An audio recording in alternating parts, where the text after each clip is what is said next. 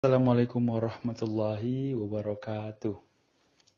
Yang terhormat, Bapak Ibu Rektor, dosen staf Universitas Terbuka Batam, serta seluruh mahasiswa yang saya hormati. Perkenalkan, nama saya Asrar Rahmat dari jurusan Ilmu Hukum Universitas Terbuka Batam.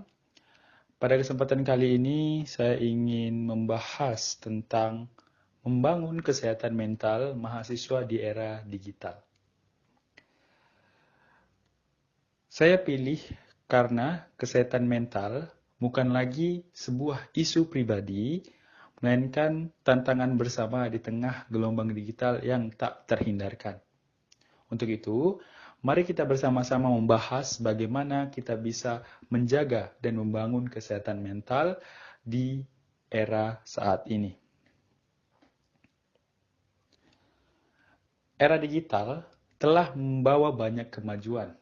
Kita bisa belajar kapan saja, terhubung dengan siapa saja, dan bahkan mengakses informasi dengan sekejap mata.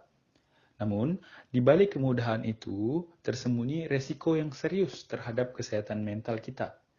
Untuk itu, mari kita telaah beberapa tantangan utama dan bagaimana bisa mengatasinya. Yang pertama, mari kita akui bahwa era digital ini sering sekali memicu isolasi sosial. Meskipun kita terhubung melalui media sosial, interaksi nyata masih sangat kurang. Banyak mahasiswa, bahkan masyarakat merasa kesepian karena lebih banyak waktu yang dihabiskan di depan layar daripada bertatap muka. Menurut data dari WHO, sekitar 1 dari 4 orang mengalami gangguan kesehatan mental dan pandemi digital yang memburuknya. Bagaimana kita membangunnya? Mulailah dengan membatasi waktu layar, tetapkan aturan pribadi seperti no phone hour selama jam makan atau belajar, dan prioritaskan pertemuan tatap muka dengan teman ataupun keluarga. Kedua, tekanan dari perbandingan sosial media. Nah, untuk tekanan perbandingan sosial media ini pasti sering sekali kita dengarkan. Kita sering melihat unggahan teman-teman ataupun orang terdekat kita yang mendapatkan nilai sempurna ataupun barang mewah ataupun prestasi yang sangat gemilang, pencapaian yang membuat kita merasa tidak cukup. Ini bisa memicu kecemasan dan depresi. Faktanya, studi dari Journal of Social and Clinical Psychology menunjukkan bahwa pengguna aktif media sosial memiliki resiko lebih tinggi mengalami gangguan mood. Bagian dari kehidupan orang lain bukanlah keseluruhannya. Jadi, apa yang perlu kita lihat dari bagian orang lain itu yang kita jadikan patokan dan membuat kita semakin sulit untuk berkembang, terutama dari mental kita. Nah, ini tidak boleh kita abaikan. Untuk itu, kita perlu mencari sebuah hal positif dari apa yang kita lihat. Seperti contohnya ialah kita jadikan itu inspirasi agar perjuangan dan usaha kita bisa lebih maksimal lagi ketika melihat pencapaian orang lain. Itu adalah solusinya. Yang ketiga, yaitu adalah beban akademik yang diperparah oleh digitalisasi. Seperti apa? Yaitu ada kuliah online, tugas deadline, dan bahkan sampai ekspektasi tinggi dari orang tua ataupun masyarakat yang seringkali membuat kita overthinking. Di era ini juga kita bisa mendapatkan banyak bantuan. Seperti apa? Yaitu mungkin kita bisa menggunakan media ataupun digitalisasi ini seperti ada aplikasi yang membantu kita untuk bisa menstabilkan mental, membuat kita bisa lebih tenang dan lain sebagainya, yaitu Headspace. Terus juga ada teknik yang bisa membantu kita. Seperti apa? Yaitu seperti teknik yang bernama mindfulness, yaitu pikiran kita yang kita kontrol agar tidak terlalu berlebihan memikirkan hal yang tidak perlu kita pikirkan.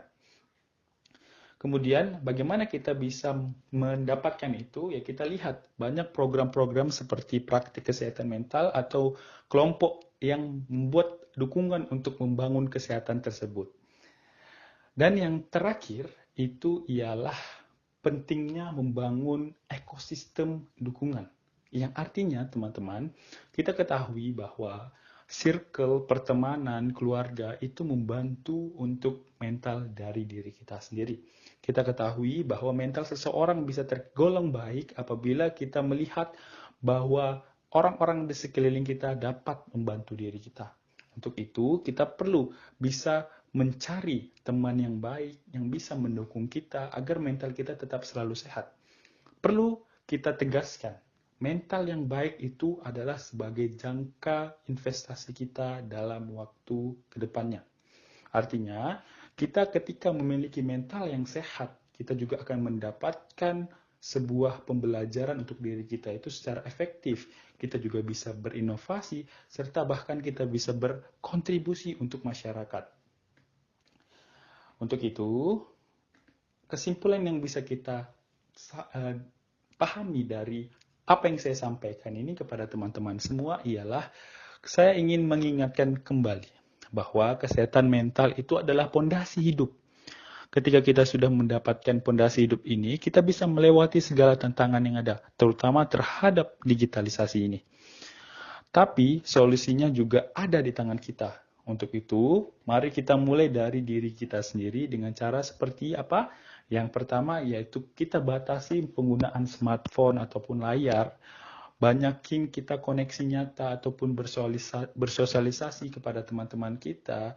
Terus juga jangan ragu ataupun gak enakan untuk mencari bantuan apabila kalian merasakan down ataupun terpuruk dalam segi kementalan. Untuk itu, kita bisa membangun generasi mahasiswa yang kuat dan seimbang. Terima kasih atas perhatiannya. Saya minta maaf apabila ada salah-salah kata. Saya Hasan Rahmat undur diri. Wabillahi taufiq walhidayah. Wassalamualaikum warahmatullahi wabarakatuh.